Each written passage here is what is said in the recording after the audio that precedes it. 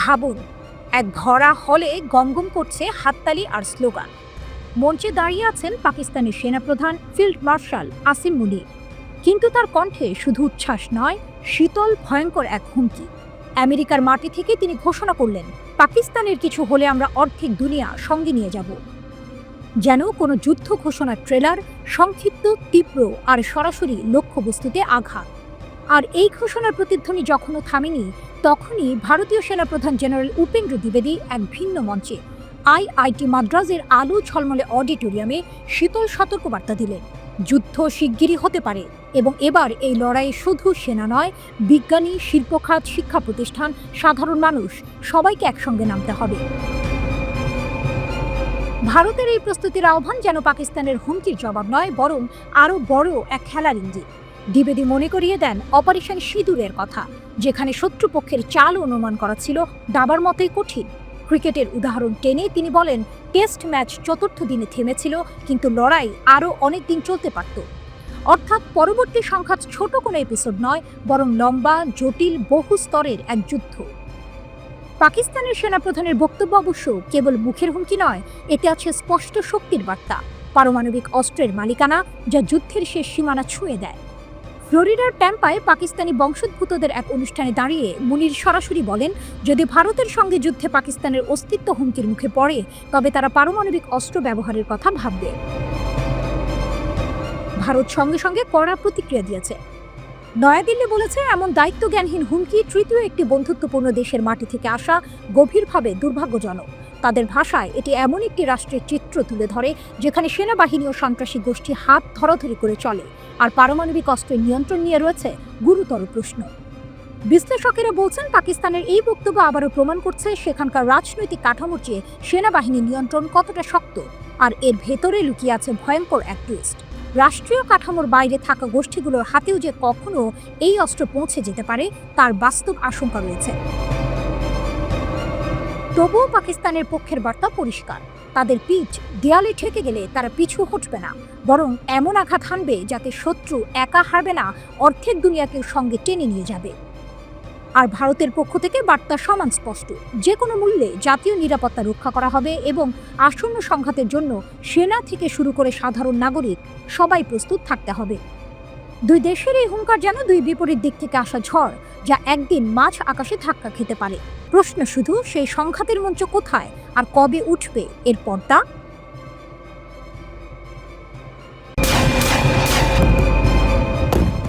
শীতল যুদ্ধের ছায়া, পুতিনের পাশে শীত। মাঝখানে ট্রাম্পের পারমাণবিক সাবমেরিন ভ্লাদিভস্টকের অদূরে প্রশান্ত মহাসাগরের বুকে তখন উত্তাল ঢেউ। এক ভিন্ন খেলার মঞ্চ প্রস্তুত হচ্ছে, যেখানে খেলোয়াড়রা কেবল সৈনিক নয়, বরং বিশ্বের সবচেয়ে শক্তিশালী তিন রাষ্ট্র নেতা, ডোনাল্ড ট্রাম্প, ভ্লাদিমির পুতিন এবং শি জিনপিং। ঠিক তখনই পুতিন ও শির নির্দেশে শুরু হলো যৌথ সমুদ্র 2025 নৌ মহড়া। এটি কেবল সামরিক মহড়া নয়, বরং নতুন করে বিশ্ব শক্তির ভারসাম্যের এক চরম বার্তা। চীনের প্রতিরক্ষা মন্ত্রণালয় মহড়ার বিষয়টি নিশ্চিত করেছে। এক বিবৃতিতে তারা জানিয়েছে, এবারের নৌ মহড়ার নাম যৌথ সমুদ্র 2025। যখন আটলান্টিকের গভীরে ট্রাম্পের নির্দেশে দুটি পারমাণবিক সাবমেরিন নিঃশব্দে এগিয়ে চলেছে, তখন জাপান সাগরে রাশিয়া ও চীনের যৌথ সামরিক শক্তি প্রদর্শন করছে। এই মহড়ায় অংশ নেয় রাশিয়ার অ্যাডমিরাল্টি বার্গস ভলকভ সাবমেরিন এবং চীনের শক্তিশালী ডেস্ট্রয়ার উরুমকি। যুদ্ধজাহাজ, হেলিকপ্টার ও সাবমেরিনের গর্জন যেন জানান দিচ্ছে যে নতুন করে বিশ্ব ব্যবস্থা সাজানো হচ্ছে। গত বছর এই মহড়া হয়েছিল দক্ষিণ চীন সাগরে, আর এবার জাপান সাগরে। এর মাধ্যমে এশিয়া প্রশান্ত মহাসাগরীয় অঞ্চলে নিজেদের সামরিক প্রভাবকে আরও জোরালো করার ইঙ্গিত দিচ্ছে বেইজিং ও মস্কো। হঠাৎ মোড় পরিবর্তন, ট্রাম্পের আলটিমেটাম এবং পারমাণবিক উত্তেজনা। এই মহড়ার ঠিক আগে ঘটল এক নাটকীয় ঘটনা। ইউক্রেন রাশিয়া যুদ্ধ বন্ধ করার জন্য মার্কিন প্রেসিডেন্ট ট্রাম্প এক অদ্ভুত আলটিমেটাম দিলেন। তিনি যুদ্ধবিরতির সময়সীমা 50 দিন থেকে কমিয়ে মাত্র 10 দিনে নামিয়ে আনলেন। এই আলটিমেটামের পরেই রাশিয়া ও যুক্তরাষ্ট্রের মধ্যে উত্তেজনা চরমে পৌঁছায়। ট্রাম্প শুধু ঘোষণাই করেননি, সরাসরি কৌশলগত আন্তর্জাতিক জলসীমায় দুটি পারমাণবিক সাবমেরিন পাঠানোর নির্দেশ দিয়েছেন, যেন তিনি এক নতুন ঠান্ডা যুদ্ধের সূত্রপাত ঘটাচ্ছেন, যেখানে শব্দ নয়, বরং অস্ত্রের শক্তি প্রধান। পুতিন ও শির শীতল প্রতিক্রিয়া। ট্রাম্পের এই পারমাণবিক শক্তির প্রদর্শনকে পুতিন এবং শি জিনপিং যেন ঠান্ডাভাবে দেখছেন। তাদের যৌথ মহড়া হয়তো ট্রাম্পের সেই পদক্ষেপেরই একটি স্পষ্ট প্রতিক্রিয়া। এই দুই নেতা যেন ট্রাম্পকে বোঝাতে চাইছেন যে রাশিয়া একা নয়, তাদেরও মিত্র শক্তি রয়েছে যাদের ক্ষমতা কোনো অংশে কম নয়। এই মহড়াকে মার্কিন নেতৃত্বাধীন বিশ্ব শৃঙ্খলার বিরুদ্ধে একটি শক্তিশালী চ্যালেঞ্জ হিসেবেই দেখছেন আন্তর্জাতিক বিশ্লেষকরা। যুক্তরাষ্ট্র এতদিন চীনকে ইউক্রেন সংঘাতে রাশিয়াকে সমর্থন না করার জন্য চাপ দিচ্ছিল, কিন্তু এখন ট্রাম্পের এমন আগ্রাসী পদক্ষেপের ফলে চীন ও রাশিয়া আরও কাছাকাছি চলে এসেছে। এই দুই দেশের সামরিক সমন্বয় এখন যে কোনো সময়ের চেয়ে শক্তিশালী। আটলান্টিক থেকে প্রশান্ত মহাসাগর পর্যন্ত সারা বিশ্বে এক নতুন ঠান্ডা যুদ্ধের উত্তেজনা ছড়িয়ে পড়েছে। কে জানে এই খেলার শেষ কোথায়? এই পরিস্থিতির মধ্যে ট্রাম্পের ঘোষণা যে যুক্তরাষ্ট্র সম্পূর্ণ প্রস্তুত যেন আগুনের ওপর ঘি ঢেলে দিয়েছে। বিশ্ব এখন তাকিয়ে আছে এরপর কি হবে। এএফপির খবরে বলা হয়েছে, রাশিয়া সাম্প্রতিক বছরগুলোতে বেইজিং এর সঙ্গে সামরিক সহযোগিতা জোরদার করেছে। 2022 সালে ইউক্রেনে হামলার পর থেকে দুই দেশের মধ্যে সম্পর্ক আরও জোরদার হয়েছে। এরই ধারাবাহিকতায় যৌথ নৌ মহড়া শুরু করেছে দুই দেশ।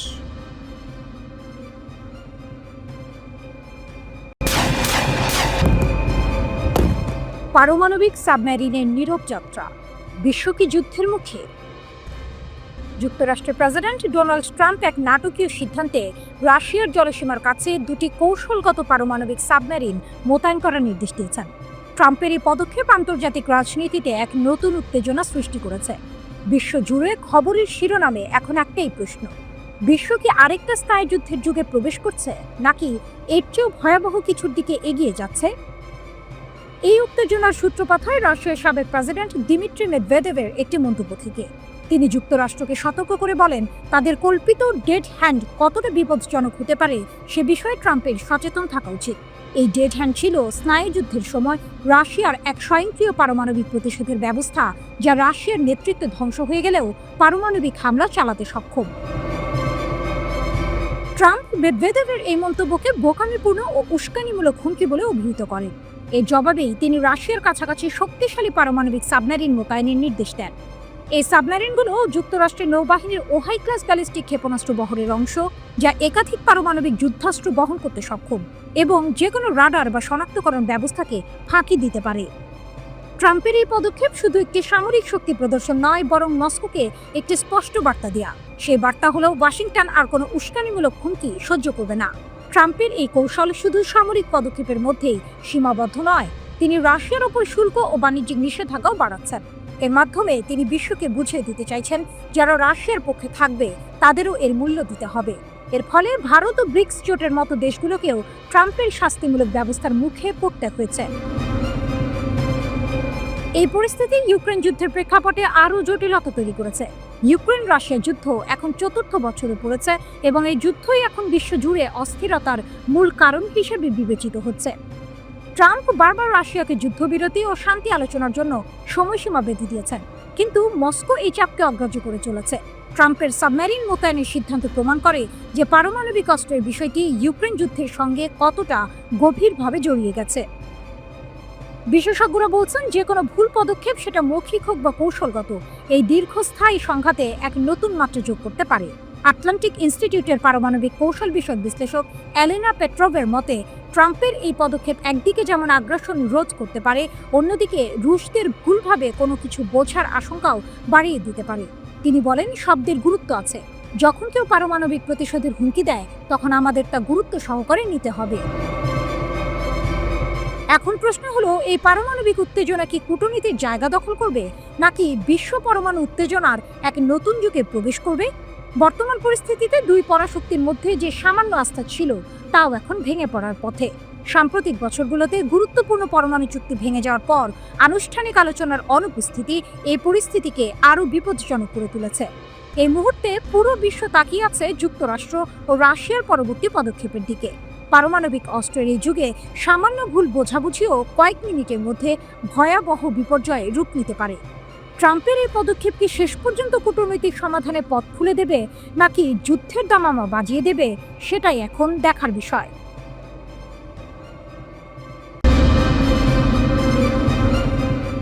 যুদ্ধ নাকি রণহুঙ্কার? ট্রাম্পের আলটিমেটাম, বিশ্ব কি এক নতুন মোড়ের সামনে? ঘড়ির কাঁটা টিকটিক করে চলছে। সময়টা 8ই আগস্ট। বাতাসে বারুদের গন্ধ আর বিশ্বের দুই পরাশক্তির মধ্যে এক স্নায়ু যুদ্ধের তীব্রতা। হোয়াইট হাউসের ওভাল অফিসে বসে ডোনাল্ড ট্রাম্পের চোখে এখন এক অস্থিরতা। তার দেয়া 24 ঘন্টার আলটিমেটামের সময়সীমা অনেক আগেই পেরিয়ে গেছে, কিন্তু রাশিয়া ইউক্রেন যুদ্ধ শেষ হয়নি। বরং রুশ প্রেসিডেন্ট পুতিন তার আক্রমণ আরও তীব্র করেছেন। ট্রাম্পের প্রাক নির্বাচনী প্রতিশ্রুতি ব্যর্থ হয়েছে, আর এখন তার ধৈর্য প্রায় শেষ। এক সময়কার বন্ধু পুতিন এখন তার চক্ষু সুদ। ট্রাম্প একটি চূড়ান্ত আলটিমেটাম জারি করেছেন, 8ই আগস্টের মধ্যে রাশিয়াকে যুদ্ধবিরতিতে সম্মত হতে হবে। কিন্তু পুতিন কি মাথা নত করবে? ক্রেমলিনে বসে পুতিন হয়তো মুচকি হাসছেন, কিন্তু তিনি ভালো করেই জানেন পারমাণবিক শক্তিধর কোনো দেশকে হুমকি দেয়া এতটা সহজ নয়। এই পরিস্থিতিতে হঠাৎই ট্রাম্পের সঙ্গে তীব্র বাক্য বিনিময় শুরু হয়েছে রাশিয়ার সাবেক প্রেসিডেন্ট দিমিত্রি মেদভেদেভের। মেদভেদেভ ট্রাম্পের এই আলটিমেটামকে খেলা বলে কটাক্ষ করেছেন, আর ট্রাম্পও তাকে ব্যর্থ প্রেসিডেন্ট বলে পাল্টে আক্রমণ করেছেন। মেদভেদেভ রাশিয়ার পারমাণবিক অস্ত্রের প্রসঙ্গ টেনে যে মন্তব্যটি করেছেন তা যেন যুদ্ধের সাইরেন বাজিয়ে দিয়েছে। সোশ্যাল মিডিয়া দেয়া এক পোস্টে মেদভেদেভের বক্তব্যকে অত্যন্ত উস্কানিমূলক অভিহিত করে ট্রাম্প বলেছেন, মেদভেদেভের এই বোকামি এবং উস্কানিমূলক কথাগুলো কেবল সাধারণ বক্তব্যের চেয়েও যদি বেশি কিছু হয়, তাই আমি 2টি পারমাণবিক সাবমেরিনকে উপযুক্ত অঞ্চলে মোতায়েন করার নির্দেশ দিয়েছি। তবে ঠিক কোন অঞ্চলে এই সাবমেরিন মোতায়েন করা হবে তা স্পষ্ট করেননি তিনি। এই উত্তেজনার মধ্যেই মার্কিন রাজনীতিতে একটি চাঞ্চল্যকর টুইস্ট এসেছে। মার্কিন পররাষ্ট্রমন্ত্রী মার্কো রুবিওকে যখন মার্কিন যুক্তরাষ্ট্র ও রাশিয়ার মধ্যে সম্ভাব্য সামরিক সংঘাতের বিষয়ে প্রশ্ন করা হয়, তখন তার মন্তব্য যেন এক ভিন্ন সুর এনে দেয়। রুবিও অকপটে স্বীকার করেন যে মার্কিন যুক্তরাষ্ট্র এবং রাশিয়ার মধ্যে সরাসরি যুদ্ধ হওয়া প্রায় অসম্ভব। তার মতে দুই দেশই বিশ্বের সবচেয়ে বড় পারমাণবিক শক্তিধর। এমন একটি যুদ্ধ শুরু হলে এর ফল হবে ভয়াবহ। তিনি বলেন, এটি এমন কিছু নয় যা আমরা কখনো দেখতে পাব। কিন্তু রুবিওর এই মন্তব্য শান্তি প্রতিষ্ঠা করে না, বরং নতুন এক আশঙ্কার জন্ম দেয়। তিনি মনে করেন মূল ভয়টা যুদ্ধ নিয়ে নয়, বরং ছোটখাটো ভুল বোঝাবুঝি বা সংঘাতের কারণে সৃষ্ট উত্তেজনার বৃদ্ধি নিয়ে। যেহেতু প্রচলিত সামরিক সক্ষমতার দিক থেকে রাশিয়া যুক্তরাষ্ট্রের সঙ্গে পেরে উঠবে না, তাই তারা হয়তো শেষ পর্যন্ত কৌশলগত পারমাণবিক অস্ত্রের মতো ঝুঁকিপূর্ণ পথ বেছে নিতে পারে। রুবিওর এই বিশ্লেষণ যেন এক অন্ধকার ভবিষ্যতের ইঙ্গিত দেয়। ট্রাম্পের আলটিমেটাম, মেদভেদেভের হুমকি আর রুবিওর সাবধান বাণী, সব মিলিয়ে পরিস্থিতি এখন এক সূক্ষ্ম ভারসাম্যহীনতার ওপর দাঁড়িয়ে আছে। 8ই আগস্ট কি সত্যিই কোনো যুদ্ধের ঘণ্টা বাজাবে, নাকি পুতিন শেষ মুহূর্তে ট্রাম্পের কথায় সাড়া দেবেন, নাকি দুই পরাশক্তির এই আলটিমেটাম আর পাল্টা হুমকির খেলা শেষ পর্যন্ত নতুন কোনো সংঘর্ষের জন্ম দেবে? পুরো বিশ্ব এখন শ্বাসরুদ্ধকর প্রতীক্ষায়।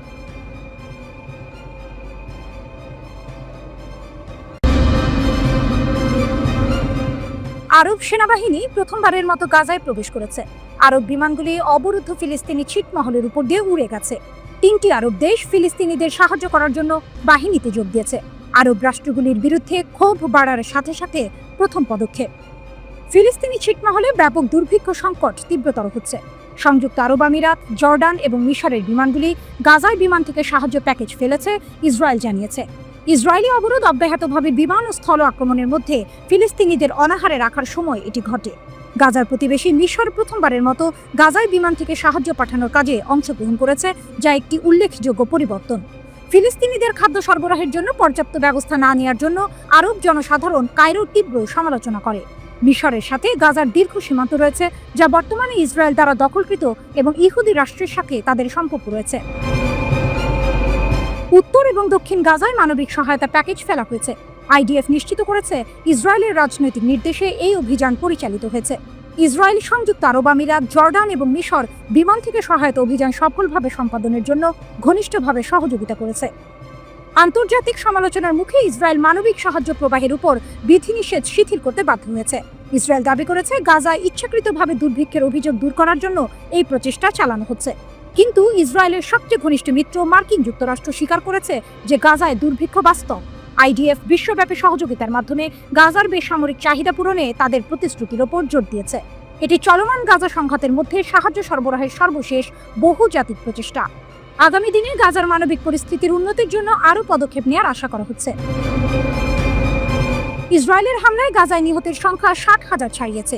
উপত্যকাটিতে প্রায় 22 মাস ধরে চলা সংঘাতের সময় হত্যা করা হয়েছে এই ফিলিস্তিনিদের। নৃশংস হামলার পাশাপাশি গাজা অবরোধ করে তীব্র খাদ্য সংকট সৃষ্টি করেছে ইসরায়েল। এর জেরে মৃত্যু হয়েছে 1.5 শতাধিক মানুষের। ইসরায়েলের বিরুদ্ধে ক্ষুধাকে অস্ত্র হিসেবে ব্যবহারের অভিযোগে তীর ছুঁড়েছে আন্তর্জাতিক মহল, কিন্তু নেতানিয়াহু এই অভিযোগ অস্বীকার করেছেন। তিনি জানান, ইসরায়েল যুদ্ধবিরতির দর কষাকষি বা যুদ্ধ যেটাই হোক না কেন, গাজায় ত্রাণের প্রবাহ বন্ধ হবে না। গাজার একাংশ দখলের হুমকি দিয়েছেন ইসরায়েলের এক মন্ত্রী। দেশটির নিরাপত্তা মন্ত্রিসভার সদস্য জিফ এলকিন বলেন, হামাসকে চাপে ফেলতেই এমন পদক্ষেপ নেওয়া হতে পারে। ব্রিটিশ বার্তা সংস্থা রয়টার্স এই খবর জানিয়েছে। যুক্তরাজ্য ও ফ্রান্স ঘোষণা দিয়েছে, ইসরায়েল গাজায় যুদ্ধবিরতিতে রাজি না হলে দেশ দুটি চলতি বছরের সেপ্টেম্বরেই ফিলিস্তিনকে রাষ্ট্র হিসেবে স্বীকৃতি দেবে। একই সঙ্গে সৌদি আরব, মিশর, কাতার ও আরব লীগের সমর্থনে একটি যৌথ ঘোষণায় বলা হয়েছে, 2 রাষ্ট্রভিত্তিক সমাধানের অংশ হিসেবে হামাসকে গাজার শাসন ত্যাগ করতে হবে এবং অস্ত্র ফিলিস্তিনি কর্তৃপক্ষের হাতে তুলে দিতে হবে। আমেরিকার সবচেয়ে উন্নত ক্ষেপণাস্ত্র প্রতিরক্ষা ব্যবস্থা terminal high altitude area defence third ইন্টারসেপ্টরের মজুদ কমে যাওয়ায় পেন্টাগন থেকে শুরু করে প্রতিরক্ষা বিশেষজ্ঞরা সবাই উদ্বিগ্ন। আর এর মূলে রয়েছে গত মাসে ইরানের সঙ্গে ইসরায়েলের 12 দিনের যুদ্ধ। CNN এর প্রতিবেদন অনুযায়ী জুনে ইরানের বিরুদ্ধে ইসরায়েলের 12 দিনের যুদ্ধে মার্কিন যুক্তরাষ্ট্র তার উচ্চমানের থার্ড ক্ষেপণাস্ত্র ইন্টারসেপ্টরের প্রায় 1/4 হারিয়েছে। ইরানের ব্যাপক ব্যালিস্টিক ক্ষেপণাস্ত্র হামলার প্রতিক্রিয়ায় আমেরিকা 100টিরও বেশি, এমনকি সম্ভবত 150টিরও বেশি থার্ড ইন্টারসেপ্টর নিক্ষেপ করেছে। এটি আমেরিকার অত্যাধুনিক বিমান প্রতিরক্ষা ব্যবস্থার এক উল্লেখযোগ্য অংশ। মোট 7টি থার্ড সিস্টেমের মধ্যে 2টি ইসরায়েলে মোতায়েন করা হয়েছিল।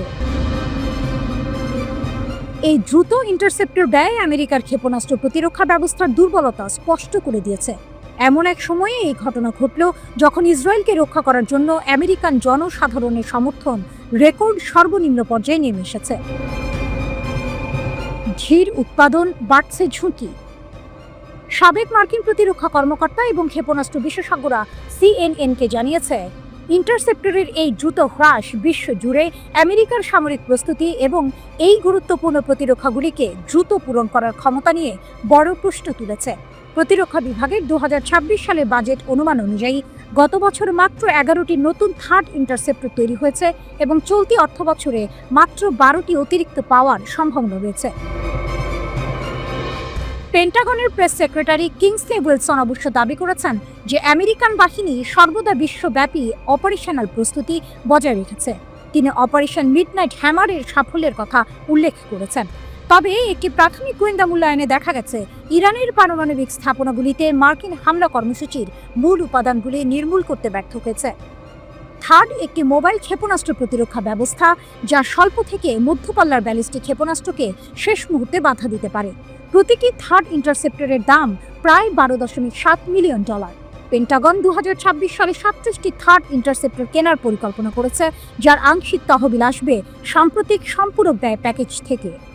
তবে বিশেষজ্ঞরা বলছেন, এই গতিতে উৎপাদন বাড়ানো সম্ভব নয়, আর এই ঘাটতি ভবিষ্যতে বড় নিরাপত্তা ঝুঁকি তৈরি করতে পারে। আমেরিকার জাতীয় নিরাপত্তার জন্য একটি ইহুদি ইনস্টিটিউট জিনসা এর বিশ্লেষণ অনুযায়ী মার্কিন থার্ড এবং ইসরায়েলি অ্যারো সিস্টেম ইরানের 574টি ক্ষেপণাস্ত্রের মধ্যে 201টি আটকাতে পেরেছে। এর প্রায় অর্ধেকই থার্ড দ্বারা ধ্বংস হয়েছে। এটি জনবহুল এলাকায় আঘাত হানার সময় ইসরায়েলের অ্যারো মজুদের সীমাবদ্ধতা প্রকাশ করে। জিনসা এর তথ্য বিশ্লেষণে দেখা গেছে, যুদ্ধের অগ্রগতির সাথে সাথে ক্ষেপণাস্ত্র আটকের কার্যকারিতা কমে গেছে। প্রথম সপ্তাহে ইরানের ক্ষেপণাস্ত্র অনুপ্রবেশের হার ছিল 8%, যা দ্বিতীয় সপ্তাহে 16% এবং যুদ্ধবিরতি কার্যকর হওয়ার আগে যুদ্ধের শেষ দিনে 25% পর্যন্ত পৌঁছেছিল। বিশেষজ্ঞরা মনে করছেন, থার্ড সিস্টেম স্থাপনই ইসরায়েলের সীমিত ইন্টারসেপ্টর রিজার্ভের ইঙ্গিত দেয়। অবসরপ্রাপ্ত ঊর্ধ্বতন মার্কিন সেনা কর্মকর্তা এবং সাবেক জ্যেষ্ঠ প্রতিরক্ষা কর্মকর্তারা CNN-কে জানিয়েছেন যে সাম্প্রতিক 12 দিনের যুদ্ধের আগেও মার্কিন যুক্তরাষ্ট্রের ইন্টারসেপ্টর মজুদ নিয়ে উদ্বেগ ছিল। বিশেষ করে চীনের বিরুদ্ধে প্রতিরোধ বজায় রাখতে গুরুত্বপূর্ণ উন্নত ইন্টারসেপ্টরের মাত্রা অত্যন্ত কম ছিল। একজন কর্মকর্তা বলেছেন, যখন তিনি জানতে পেরেছিলেন যে থার্ড মজুদ কতটা সীমিত, তখন তিনি অবাক হয়েছিলেন এবং মনে করেন ওয়াশিংটনের আরও ইন্টারসেপ্টের প্রয়োজন এবং সেগুলো দ্রুত তৈরি করা দরকার। মধ্যপ্রাচ্যের উত্তপ্ত বালুকণাময় প্রান্তরে একটি নতুন নীরব গর্জন শোনা যাচ্ছে। চাপা গুঞ্জন আর ফিসফিসানি বলছে, ইরান হয়তো বিশ্বের সবচেয়ে শক্তিশালী অস্ত্রের মালিকানা দাবি করতে চলেছে, একটি আন্তঃমহাদেশীয় ব্যালিস্টিক ক্ষেপণাস্ত্র। এর নাম খোররামশার-5। যদি এই খবর সত্য হয়, তবে ইরান যোগ দেবে হাতে গোনা কয়েকটি দেশের এলিট ক্লাবে, যাদের হাতে রয়েছে এমন বিধ্বংসী ক্ষমতা। ইরানের রহস্যময় পদক্ষেপ। কয়েকদিন ধরে খোররামশার-5 এর ক্ষমতা নিয়ে বাতাসে ভাসছে চাঞ্চল্যকর খবর। দাবি করা হচ্ছে এই ক্ষেপণাস্ত্রের পাল্লা 12,000 কিলোমিটার, গতি ম্যাক 16 এবং এটি বহন করতে পারে 2 টন ওজনের ওয়ারহেড। ভাবুন একবার, এই পাল্লায় সমগ্র মার্কিন যুক্তরাষ্ট্র চলে আসে এর নিশানায়। এই সংখ্যাগুলো কি বাস্তব নাকি নিছকই জল্পনা? প্রশ্নটা এখানে।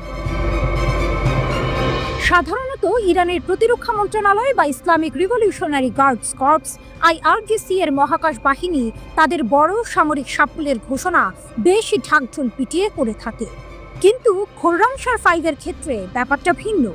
এই খবর এসেছে অনানুষ্ঠানিক সূত্র থেকে, যা রহস্য আরও বাড়িয়ে তুলেছে। কিছু সংবাদ মাধ্যম তো 2023 সালের খোররামশার-4 পরীক্ষার পুরনো ভিডিওকেই নতুন বলে চালিয়ে দিয়েছে। কিন্তু এর মানে এই নয় যে এই ক্ষেপণাস্ত্রের অস্তিত্ব নেই। ইরানের সামরিক সক্ষমতা নিয়ে যারা নিয়মিত খবর রাখেন তারা জানেন, পারস্য উপসাগরের এই দেশটি সামরিক প্রযুক্তিতে নিজেদের শক্তিশালী করতে বদ্ধপরিকর। ICBM একটি বিধ্বংসী অস্ত্রের পরিচয়। একটি আন্তঃমহাদেশীয় ব্যালিস্টিক ক্ষেপণাস্ত্র হল দূরপাল্লার ক্ষেপণাস্ত্র, যা মহাদেশ জুড়ে বিভিন্ন ধরনের ওয়ারহেড বহন করতে পারে। এর সর্বনিম্ন পাল্লা 5,500 কিলোমিটার। অবাক করা ব্যাপার হলো, কিছু ICBM 16,000 এমনকি 18,000 কিলোমিটার পর্যন্ত যেতে পারে, যা পৃথিবীর প্রায় প্রতিটি ভূখণ্ডকে কভার করে।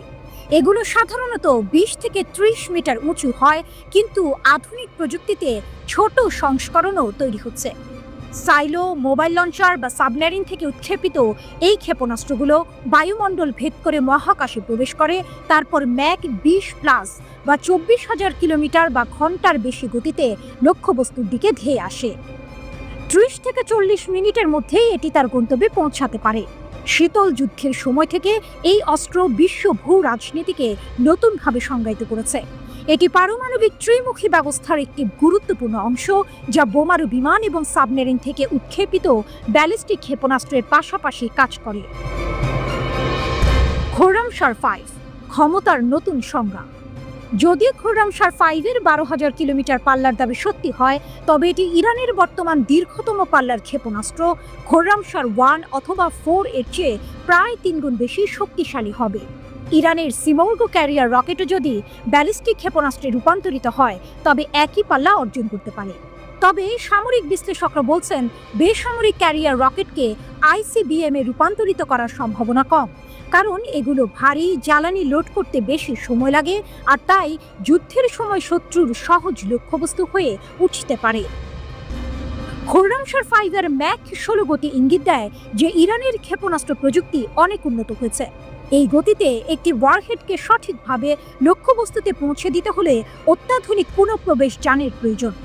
ইরান ইতিমধ্যেই হাইপারসনিক ফাতাহ ক্ষেপণাস্ত্র পরীক্ষা করে এই সক্ষমতা প্রমাণ করেছে, যা ম্যাক 15 গতি অর্জন করে। এই ক্ষেপণাস্ত্রের তৃতীয় চমকপ্রদ বৈশিষ্ট্য হল এর 2 টনের ওয়ারহেড প্যালোড, যা আমেরিকার বাংকার বাস্টার বোমার সমতুল্য। যদিও এই প্যালোডের সঠিক পাল্লা এখনও স্পষ্ট নয়, ইরানের প্রতিরক্ষা মন্ত্রী ব্রিগেডিয়ার জেনারেল আজিজ নাসিরজাদে জুন মাসে হাইপারসনিক গতিতে 2 টনের একটি রেকর্ড ব্রেকিং ওয়ারহেড পরীক্ষার কথা জানিয়েছেন।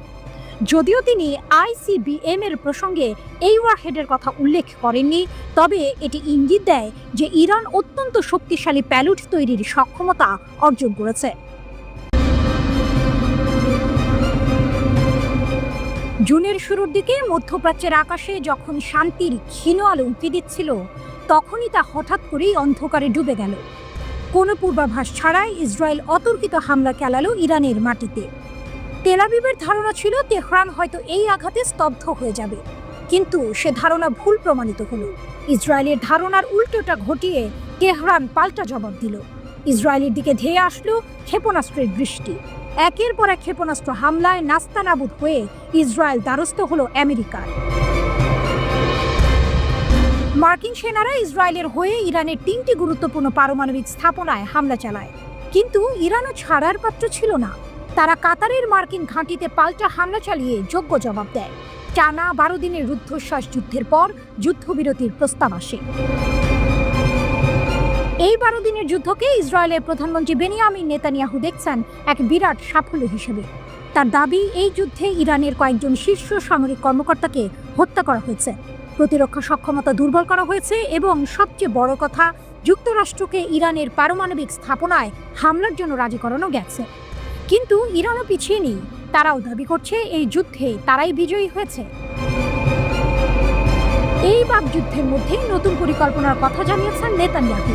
তিনি বলেছেন, গ্যাসের প্যাডেল থেকে পা সরানোর কোনো ইচ্ছা আমার নেই। এর সহজ অর্থ হলো ইসরায়েল আবারও হামলার প্রস্তুতি নিচ্ছে, যেন এক নতুন যুদ্ধের দামামা বাড়ছে মধ্যপ্রাচ্যে। আল জাজিরাকে দেওয়া সাক্ষাৎকারে একাধিক বিশ্লেষকের মত অনুসারে ইসরায়েল এখন সেই সুযোগ খুঁজছে যার মাধ্যমে ইরানকে আরও দুর্বল করা যাবে অথবা ইরানের শাসকদের ক্ষমতাচ্যুত করা যাবে। কিন্তু এই ধরনের বড় আকারের অভিযান চালানোর জন্য ইসরায়েলকে যুক্তরাষ্ট্রের অনুমতি নিতে হবে। মার্কিন প্রেসিডেন্ট ডোনাল্ড ট্রাম্পের প্রশাসন কি সেই অনুমতি দেবে? অনেকেই মনে করছেন তা সহজে মিলবে না, কারণ যুক্তরাষ্ট্র হয়তো চাইবে না মধ্যপ্রাচ্যে আবারও বড় ধরনের যুদ্ধ শুরু হোক, যা তাদের অর্থনৈতিক ও রাজনৈতিক স্বার্থের জন্য ক্ষতিকর হতে পারে। এদিকে ইসরায়েল গত 12 দিনের যুদ্ধকে আত্মরক্ষামূলক পদক্ষেপ হিসেবে দাবি করেছিল, যার লক্ষ্য ছিল ইরানের পারমাণবিক কর্মসূচি ধ্বংস করা। যদিও তেহরান বারবার বলে আসছে তাদের কর্মসূচি কেবল বেসামরিক উদ্দেশ্যে, কিন্তু ইসরায়েলের এই হুঙ্কারকে মোটেও হালকাভাবে নিচ্ছে না ইরান। ইরানের প্রেসিডেন্ট মাসুদ পেজেশকিয়ান জানিয়েছেন, তারা ইসরায়েলের যে কোনো নতুন সামরিক অভিযানের জন্য প্রস্তুত। তাদের সশস্ত্র বাহিনী আবারও ইসরায়েলের ভেতর গভীরভাবে আঘাত হানতে সক্ষম। ইরান বিষয়ক বিশ্লেষক ট্রিতা পার্সি মনে করেন, নেতানিয়াহুর চূড়ান্ত লক্ষ্য হল ইরানকে সিরিয়া বা লেবাননের মতো করে ফেলা, যেখানে ইসরায়েল যখন খুশি তখন হামলা চালাতে পারবে এবং কেউ তেমন জোরালো প্রতিক্রিয়া দেখাবে না। ইসরায়েল মূলত যুদ্ধ পুনরায় শুরু করতে চায়, কারণ তারা চায় ইরানকে এমন এক অবস্থায় নিয়ে আসতে যাতে তা বারবার আঘাত করার জন্য উন্মুক্ত থাকে।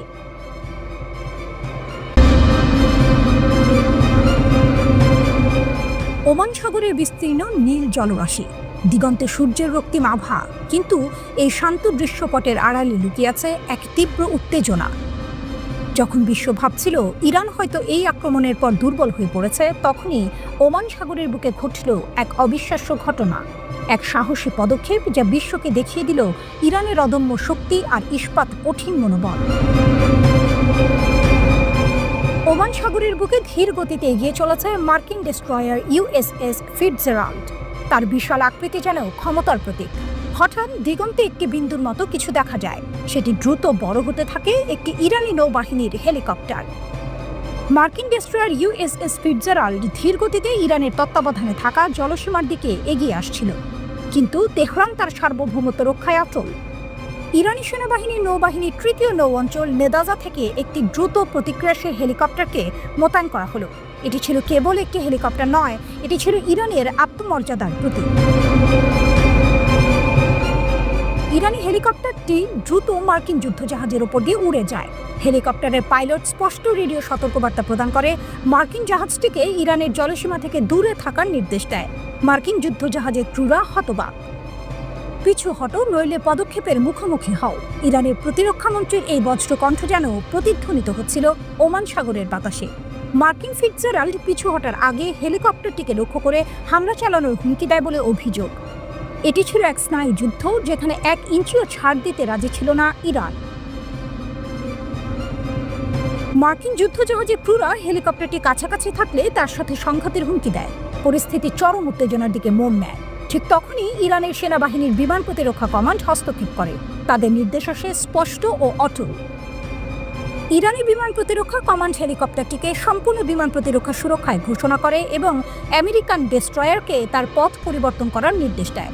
এটি ছিল এক অদম্য গর্জন যা মার্কিন যুদ্ধজাহাজকে বাধ্য করে তাদের পথ পরিবর্তন করতে। ইরানের তাসনিম সংবাদ সংস্থা দাবি করেছে যে বিধ্বস্ত মার্কিন যুদ্ধবিমানটি আত্মসমর্পণ করতে এবং তার সামুদ্রিক অঞ্চল থেকে বেরিয়ে যেতে বাধ্য হয়েছিল। তাসনিম আরও দাবি করেছে যে হেলিকপ্টার পাইলট মার্কিন সতর্কবার্তা উপেক্ষা করে তার টহল অব্যাহত রেখেছে, যা ছিল ইরানের অটল সংকল্পের এক জ্বলন্ত প্রমাণ। 1980 সাল থেকে ইরান ও মার্কিন নৌবাহিনীর পারস্য উপসাগর, ওমান উপসাগর এবং হরমুজ প্রণালীতে মুখোমুখি সংঘর্ষের দীর্ঘ ইতিহাস রয়েছে। 2019 সালে আকাশসীমা লঙ্ঘনের কারণে ইরান হরমুজ প্রণালীর কাছে একটি মার্কিন RQ-4A গ্লোবাল হক ড্রোন গুলি করে ভূপাতিত করে। ইরানের নৌবাহিনী প্রায়শই পারস্য উপসাগর এবং ওমান সাগরে বৃহৎ আকারে মহড়া পরিচালনা করে, যা তার ক্ষমতা প্রদর্শন করে এবং বিদেশি শক্তির বিরুদ্ধে প্রতিরোধের ইঙ্গিত দেয়। মাত্র কিছুদিন আগেই মার্কিন সমর্থিত ইসরায়েলের আকস্মিক বিমান হামলায় ইরানের মাটি কেঁপে উঠেছিল। 12 দিনের এক ভয়াবহ যুদ্ধ, যেখানে ইসরায়েল ইরানের একাধিক লক্ষ্যবস্তুতে হামলা চালায়, শীর্ষ কমান্ডার এবং পারমাণবিক বিজ্ঞানীদের হত্যা করে। পারমাণবিক ও সামরিক স্থাপনা লক্ষ্য করে চালানো হয়েছিল বোমা হামলা। 22 জুন বোমারু বিমান এবং ক্রুজ ক্ষেপণাস্ত্র নিয়ে মার্কিন যুক্তরাষ্ট্র যোগ দিয়েছিল ইসরায়েলি অভিযানে। 24 জুন ইরানের পারমাণবিক স্থাপনায় মার্কিন বোমা হামলার পর এক ভঙ্গুর যুদ্ধবিরতি কার্যকর হয়েছিল। মার্কিন হামলা সত্ত্বেও ইরান এখনও পারমাণবিক অস্ত্র চায়, এক বিশেষজ্ঞের ভয়ঙ্কর সতর্কবার্তা। আমেরিকা আর ইসরায়েলের একের পর এক হামলা সত্ত্বেও ইরান কি এখনও পারমাণবিক অস্ত্রের স্বপ্ন দেখছে?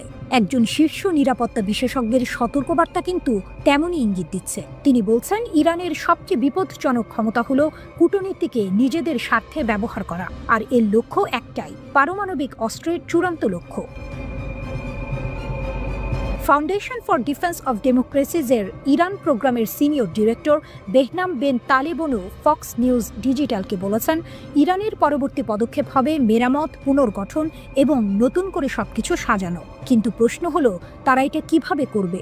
আন্তর্জাতিক সম্প্রদায়ের সাথে ফ্লার্ট করে নাকি সম্পূর্ণ অন্ধকারে চলে গিয়ে? এটা এখনও দেখার বাকি, তিনি যোগ করেন। গত মাসে ইরানের পারমাণবিক কর্মসূচিতে মার্কিন যুক্তরাষ্ট্র এবং ইসরায়েলের হামলার পর ফোর্দো, ইস্পাহান এবং নাতানজ পারমাণবিক স্থাপনা গুরুতরভাবে ক্ষতিগ্রস্ত হয়েছে বলে সরকারি মুখপাত্র ফাতেমে মোহেজেরানি নিশ্চিত করেছেন। তবে ক্ষতির পরিমাণ নিয়ে সন্দেহ রয়েছে, বিশেষ করে হামলার আগে ইরান কঠোর সুরক্ষিত স্থাপনা থেকে কোনো সমৃদ্ধ ইউরেনিয়াম বা সেন্ট্রিফিউজ সরিয়ে নিতে সক্ষম হয়েছিল কিনা তা নিয়ে প্রশ্ন উঠছে। যদিও ট্রাম্প প্রশাসন দাবি করেছে যে তারা 3টি স্থাপনা নিশ্চিহ্ন করে দিয়েছে, ইসরায়েলি কর্মকর্তারা বলছেন তারা পরিস্থিতি নিবিড়ভাবে পর্যবেক্ষণ করছেন। মার্কিন যুক্তরাষ্ট্র এবং ইসরায়েলের বিশেষজ্ঞরা বিশ্বাস করেন ইরান এখনও বাংকার ধ্বংসকারী বোমা থেকে ক্ষতির পরিমাণ মূল্যায়ন করছে এবং তারা যতটা সম্ভব পুনরুদ্ধার ও মেরামত করার চেষ্টা করবে, যার অর্থ তারা সময় কিনতে চাইবে।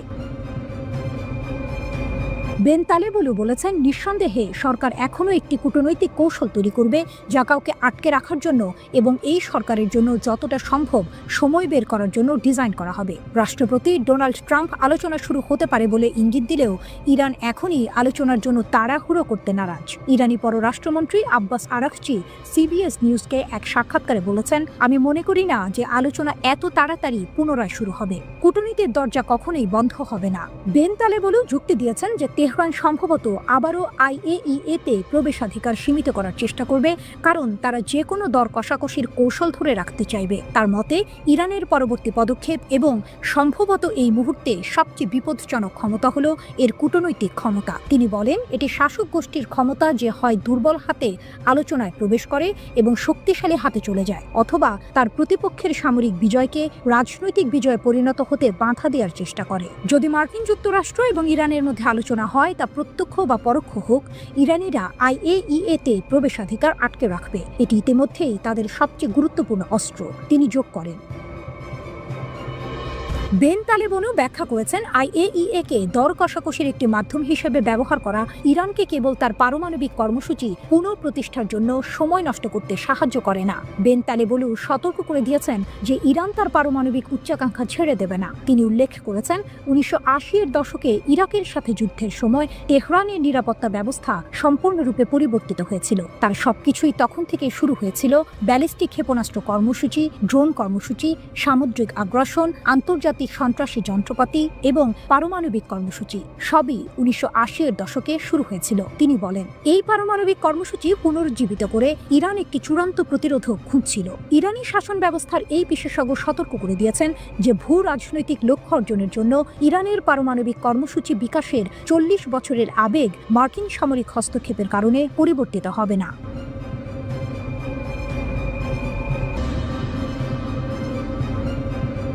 যুক্তরাষ্ট্রের মধ্যস্থতায় ইসরায়েল ও ইরানের মধ্যে যে যুদ্ধবিরতি হয়েছে তাতে 12 দিনের পাল্টাপাল্টি হামলার অবসান ঘটেছে।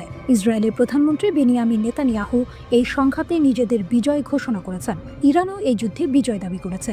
ইসরায়েলের দিকে 500টিরও বেশি ব্যালিস্টিক মিসাইল এবং প্রায় 1100টি ড্রোন হামলা চালায় ইরান। এত বিপুল সংখ্যক ক্ষেপণাস্ত্র ও ড্রোন হামলায় ইসরায়েলের অত্যাধুনিক ক্ষেপণাস্ত্র প্রতিরক্ষা ব্যবস্থা আয়রন ডোম পুরোপুরি কার্যকর ছিল না। ইসরায়েলি সংবাদ মাধ্যমগুলো জানিয়েছে, ইসরায়েলের ক্ষেপণাস্ত্র প্রতিরোধের হার কমে গিয়েছিল, তবে এর মূল কারণ স্পষ্ট নয়। ধারণা করা হচ্ছে ইসরায়েল তাদের ব্যয়বহুল ইন্টারসেপ্টর মিসাইলগুলো খুব প্রয়োজন ছাড়া ব্যবহার না করার কৌশল নিয়েছিল। টেলিগ্রাফের এক প্রতিবেদনে বলা হয়েছে, ইরানের 5 শতাধিক ক্ষেপণাস্ত্রের মধ্যে 222টি ঠেকাতে ইসরায়েলের প্রায় $1.5 বিলিয়ন খরচ হয়েছে। ক্লাস্টার বোমা ওয়ারহেড এবং ইসরায়েলের ক্ষয়ক্ষতি। দ্য টেলিগ্রাফের প্রতিবেদন অনুযায়ী 19 জুনের হামলায় ইরান তাদের ক্ষেপণাস্ত্রে একটি ক্লাস্টার বোমা ওয়ারহেড ব্যবহার করে। এই ওয়ারহেড প্রায় 8 কিলোমিটার এলাকার মধ্যে 20টি ছোট ছোট বিস্ফোরণ ঘটায়। এর মধ্যে একটি বিস্ফোরক আজর শহরে আঘাত হানে, যার শব্দ এবং ক্ষয়ক্ষতি ছিল ছোটখাটো রকেট বিস্ফোরণের মতো।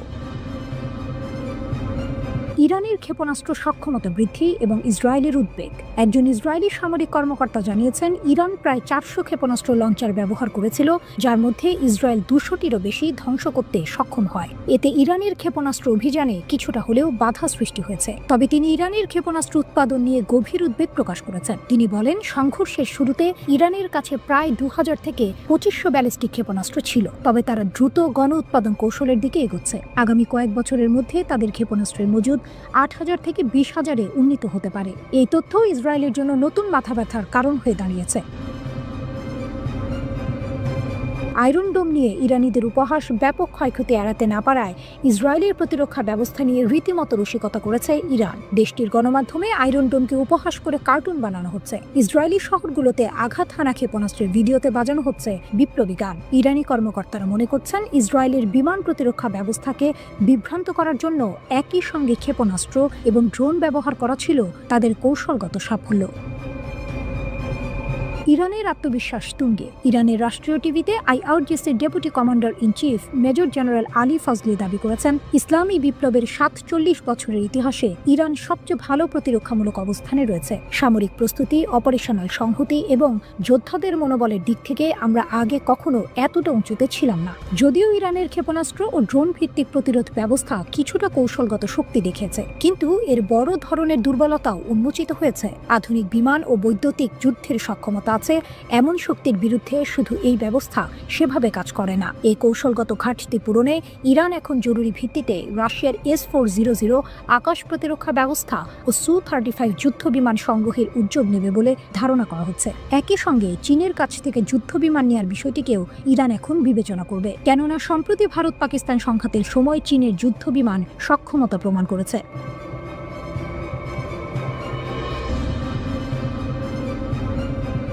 যুদ্ধবিরতি নয়, ইরান কি বড় যুদ্ধের জন্য প্রস্তুতি নিচ্ছে? 12 দিনের সংক্ষিপ্ত যুদ্ধের পর আপাত দৃষ্টিতে যুক্তরাষ্ট্র মধ্যস্থতা করে ইরান ও ইসরায়েলের মধ্যে একটি যুদ্ধবিরতি কার্যকর করলেও তেহরান এটিকে স্থায়ী শান্তি হিসেবে দেখছে না, বরং তারা এটিকে স্ট্র্যাটেজিক পজ বা কৌশলগত বিরতি হিসেবে বিবেচনা করছে।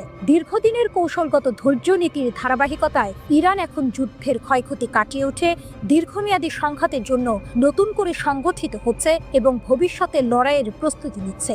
Report, middle East Eye. বিপর্যয়ের মাঝেও তেহরানের আত্মবিশ্বাস। সাম্প্রতিক যুদ্ধে ইসরায়েল যুক্তরাষ্ট্রের সহায়তায় ইরানের বিভিন্ন সামরিক ঘাঁটি, ক্ষেপণাস্ত্র স্থাপনা ও পারমাণবিক গবেষণাগারে ব্যাপক আঘাত হানে। এতে আইআরজিসির শীর্ষ কর্মকর্তা, মহাকাশ বিভাগের প্রধান ও একাধিক পারমাণবিক বিজ্ঞানী নিহত হন। কিন্তু এই বিপর্যয়ের মধ্যেও ইরান নিজেদের প্রতিরোধ ক্ষমতা প্রমাণ করেছে। তাদের পাল্টা ক্ষেপণাস্ত্র হামলায় ইসরায়েলের উন্নত প্রতিরক্ষা ব্যবস্থা আয়রন ডোমও চাপের মুখে পড়ে যায়। এই ঘটনা প্রমাণ করে প্রতিকূল পরিস্থিতিতেও ইরান শক্তিশালী প্রতিরোধ করতে সক্ষম।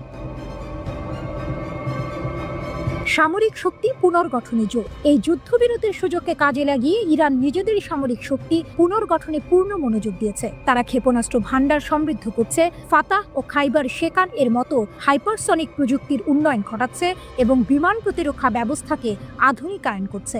যুদ্ধ থেকে পাওয়া শিক্ষা অনুযায়ী আধুনিক যুদ্ধে জয় পেতে শুধু ক্ষেপণাস্ত্র বা ড্রোন যথেষ্ট নয়, প্রয়োজন পূর্ণাঙ্গ বিমান প্রতিরক্ষা ও আকাশাধিপত্য। তাই ইরান এখন রাশিয়ার S-400 প্রতিরক্ষা ব্যবস্থা, Su-35 যুদ্ধ বিমান এবং চীনের J-10 ও পঞ্চম প্রজন্মের J-20 যুদ্ধ বিমান সংগ্রহের পরিকল্পনা করছে। এছাড়া যুদ্ধের সময় ইরানের একটি বড় দুর্বলতা ছিল আকাশভিত্তিক আগাম সতর্কতা ব্যবস্থা এর অভাব। এই অভাব পূরণের জন্য চীন ও রাশিয়ার কাছ থেকে এসব অত্যাধুনিক প্রযুক্তি সংগ্রহ এখন তেহরানের প্রতিরক্ষা পরিকল্পনার অন্যতম অগ্রাধিকার। কূটনীতির ময়দানে ইরানের নতুন চাল। সামরিক প্রস্তুতির পাশাপাশি ইরান আন্তর্জাতিক কূটনীতির ময়দানেও নিজেদের অবস্থান জোরদার করতে চাইছে। তারা ইসরায়েল ও যুক্তরাষ্ট্রের বিরুদ্ধে আন্তর্জাতিক বিচার আদালতে মামলা করার প্রস্তুতি নিচ্ছে। অভিযোগ, তারা ঘোষণাহীন যুদ্ধ শুরু করেছে এবং আন্তর্জাতিক আইন অনুযায়ী সুরক্ষিত পারমাণবিক স্থাপনাগুলোতে আঘাত হেনেছে। তেহরান স্পষ্ট জানিয়ে দিয়েছে, এই বিচারিক প্রক্রিয়া পূর্ণাঙ্গ না হওয়া পর্যন্ত তারা পারমাণবিক আলোচনায় ফিরবে না। এরই মধ্যে ইরান আন্তর্জাতিক পরমাণু শক্তি সংস্থা IAEA এর সঙ্গে সহযোগিতা স্থগিত করেছে। তারা সংস্থার তদারকি ব্যবস্থাকে পক্ষপাতদুষ্ট আখ্যা দিয়েছে। এমনকি যুদ্ধ শুরুর আগেই তারা গোপনে বিপুল পরিমাণ সমৃদ্ধ ইউরেনিয়াম নিরাপদ স্থানে সরিয়ে ফেলেছে বলেও জানা গেছে। যেহেতু কোনো স্থাপনায় তেজস্ক্রিয়তার লক্ষণ পাওয়া যায়নি, ধারণা করা হচ্ছে এই ইউরেনিয়াম মজুদ এখনো অক্ষত রয়েছে, যা ভবিষ্যতে কৌশলগত চাপ তৈরির অস্ত্র হিসেবে ব্যবহৃত হতে পারে। কৌশলগত ধৈর্য সময়কে অস্ত্রে পরিণত করা। ইরান এখন কেবল যুদ্ধের ক্ষতি কাটিয়ে উঠছে না, বরং ধাপে ধাপে সামরিক, কূটনৈতিক ও মনস্তাত্ত্বিক লড়াইয়ের প্রস্তুতি নিচ্ছে। তাদের বিশ্বাস, সময়ের সঙ্গে সঙ্গে ইসরায়েল আরও বেশি আন্তর্জাতিক ও অভ্যন্তরীণ চাপে পড়বে, আর সেই সময়কেই তারা কৌশলগতভাবে ব্যবহার করতে চায় নিজেদের পক্ষে ভারসাম্য টানতে। তেহরানের কাছে কৌশলগত ধৈর্য মানে শুধুই অপেক্ষা নয়, বরং এটি সময়কে একটি শক্তিশালী অস্ত্রে পরিণত করে ধাপে ধাপে প্রতিপক্ষকে দুর্বল করার দীর্ঘমেয়াদী এক রাজনৈতিক ও মনস্তাত্ত্বিক যুদ্ধনীতি।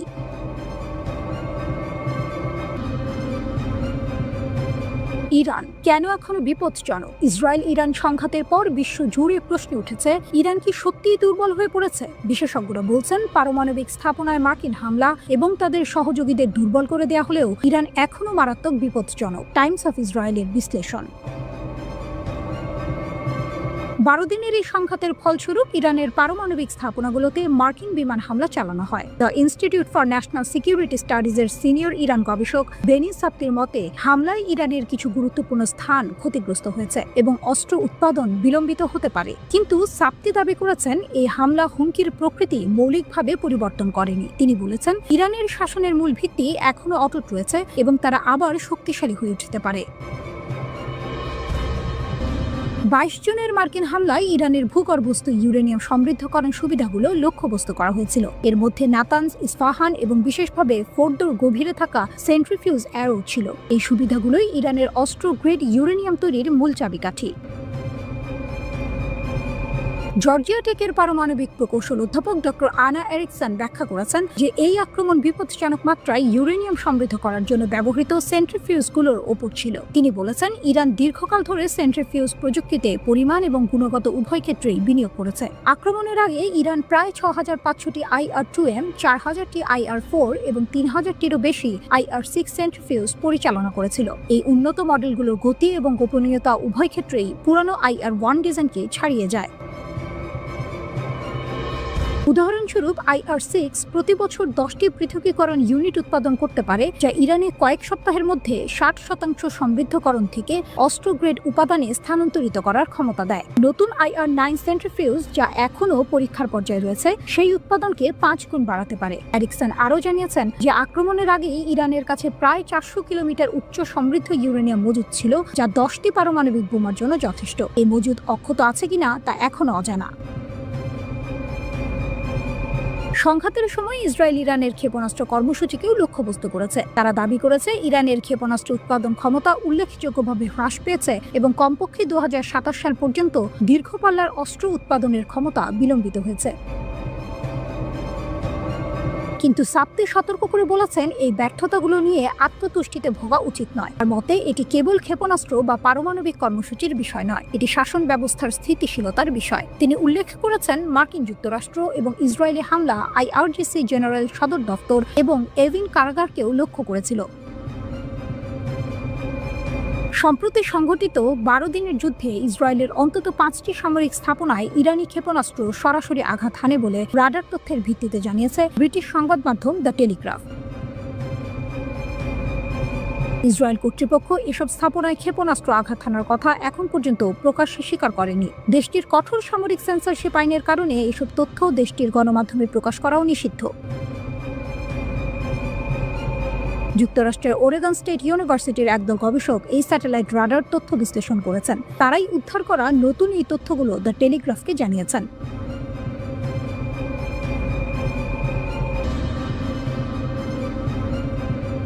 ইরান যেন রণহুঙ্কার দিল। তাদের শীর্ষ সামরিক মুখপাত্র ব্রিগেডিয়ার জেনারেল আবুল ফজল শেখার্চি সাফ জানিয়ে দিয়েছেন, পশ্চিম এশিয়ায় অবস্থিত মার্কিন যুক্তরাষ্ট্র এবং ইসরায়েলের সকল সামরিক ঘাঁটি ইরানের হামলার আওতায়। শেখার্চি দাবি করেছেন, সাম্প্রতিক সংঘাতের জন্য মার্কিন যুক্তরাষ্ট্রই মূল দায়ী এবং ইরান তার আত্মরক্ষার জন্য ধ্বংসাত্মক প্রতিশোধ নিতে প্রস্তুত। শেখার্চি আল মায়াদিনকে দেয়া এক সাক্ষাৎকারে বলেছেন, ইরান যুদ্ধ শুরু করেনি, কিন্তু প্রতিপক্ষের ধ্বংসাত্মক হামলার জবাবে 12 দিনের মধ্যে কার্যকরভাবে পাল্টা জবাব এনেছে। তিনি জোর দিয়ে বলেন, এই পাল্টা হামলায় শত্রুদের উল্লেখযোগ্য ক্ষতি হয়েছে। তার মতে শক্তিশালী ইরানি প্রতিশোধমূলক অভিযান সহ্য করার পরেই প্রতিপক্ষরা যুদ্ধবিরতিতে বাধ্য হয়েছে। তিনি দাবি করেছেন, সংঘাত শেষ হওয়ার আগে শেষ ক্ষেপণাস্ত্র এবং ড্রোন ইরানি নিক্ষেপ করেছিল। শেখার্চি দাবি অনুযায়ী অসংখ্য ইসরায়েলি সামরিক, নিরাপত্তা এবং গবেষণা কেন্দ্র সম্পূর্ণরূপে ধ্বংস হয়ে গেছে। শুধু তাই নয়, তিনি কাতারের আল উদেইদ বিমান ঘাঁটিতে অবস্থিত মার্কিন বাহিনীর মারাত্মক ক্ষয়ক্ষতির কথাও জানিয়েছেন। সবচেয়ে চমকপ্রদ তথ্য হলো, শেখার্চি বলেছেন, শত্রুদের বেশিরভাগ ক্ষয়ক্ষতি কঠোরভাবে গণমাধ্যম থেকে গোপন রাখা হয়েছে। তিনি পশ্চিমা গণমাধ্যমের বিশ্বাসযোগ্যতা নিয়ে প্রশ্ন তুলেছেন এবং চ্যালেঞ্জ করে বলেছেন, শত্রুরা যদি সত্যি গণতান্ত্রিক এবং সৎ হয়, তাহলে তাদের ক্ষয়ক্ষতি বিশ্বের কাছে প্রকাশ করতে দিন। তার মতে ইরানি ড্রোন এবং ক্ষেপণাস্ত্র বিশ্বের সবচেয়ে উন্নত বিমান প্রতিরক্ষা ব্যবস্থাকেও ভেদ করতে সক্ষম হয়েছে এবং ইসরায়েলের আকাশসীমা আমাদের কাছে হয়েছে। শেখার্চি নিশ্চিত করেছেন, ইরানের অনেক হামলা কৌশলগত লক্ষ্যবস্তুতে আঘাত হেনেছে এবং তেহরানের কাছে এখনো আরও অনেক কৌশলগত লক্ষ্যবস্তু রয়েছে। তিনি বলেছেন, আঘাতপ্রাপ্ত লক্ষ্যবস্তুর প্রকৃতির কারণে শত্রুদের মনোবল ভেঙে পড়েছে। তার দাবি, ইসরায়েলি সামরিক বাহিনীকে নিজেদের আশ্রয় কেন্দ্রে ফিরে যেতে হয়েছে, সাধারণ বসতি স্থাপনাকারীরা নয়। এছাড়াও তিনি প্রকাশ করেছেন যে ইরানি বাহিনী অনেক মার্কিন ও ইসরায়েলি ড্রোন ভূপাতিত করেছে। শেখার্চি স্পষ্টভাবে সতর্ক করেছেন, ইরান যে কোনো নতুন আগ্রাসনের প্রচেষ্টার বিরুদ্ধে ধ্বংসাত্মক শক্তির সাথে প্রতিক্রিয়া জানাতে দৃঢ় প্রতিজ্ঞ। তিনি আবারও জোর দিয়ে বলেছেন, পশ্চিম এশিয়ায় অবস্থিত মার্কিন ও ইসরায়েলি ঘাঁটিগুলো ইরানের ফায়ার রেঞ্জের মধ্যে। শেখার্চি মার্কিন যুক্তরাষ্ট্র, ইসরায়েল এবং তাদের সমর্থকদের যুদ্ধবিরতি লঙ্ঘনের বিরুদ্ধে কঠোর হুঁশিয়ারি দিয়েছেন। তিনি বলেছেন, যে কোনো ভুলের জবাব বিধ্বংসী হবে এবং ইরানের প্রতিশোধ আগের চেয়েও বেশি ধ্বংসাত্মক হবে, যেখানে নতুন এবং অপ্রত্যাশিত সামরিক কৌশল ব্যবহার করা হবে। তিনি স্পষ্ট করে বলেছেন, যে কোনো ভুল বা আগ্রাসনের ক্ষেত্রে আমরা সমস্ত লাল রেখা অতিক্রম করব, অর্থাৎ ইরান তাদের সীমা অতিক্রম করতে মোটেই দ্বিধা করবে না। ইরানের প্রতিরক্ষা সক্ষমতা নিয়ে শেখার্চি গর্ব করে বলেছেন, দেশটির উন্নত এবং ধ্বংসাত্মক সামরিক শক্তি রয়েছে। তারা স্বাধীনভাবে অস্ত্র তৈরি করে, দ্রুত আপডেট করে এবং দীর্ঘস্থায়ী সংঘাতে জড়াতে ভয় পায় না। তিনি প্রতিশ্রুতি দিয়েছেন, আমাদের বিজ্ঞানী এবং প্রকৌশলীরা বিদেশি সহায়তা ছাড়াই অত্যাধুনিক অস্ত্র তৈরি করতে পারেন এবং ইরানের অস্ত্রাগার যে কোনো সংঘাতের ফলাফল পরিবর্তন করতে পারে। মার্কিন যুক্তরাষ্ট্রকে হুঁশিয়ারি দিয়ে তারা বলেছেন, তারা যে কোনো আগ্রাসনের প্রতিক্রিয়ায় ইরানের তিক্ততার স্বাদ পাবে।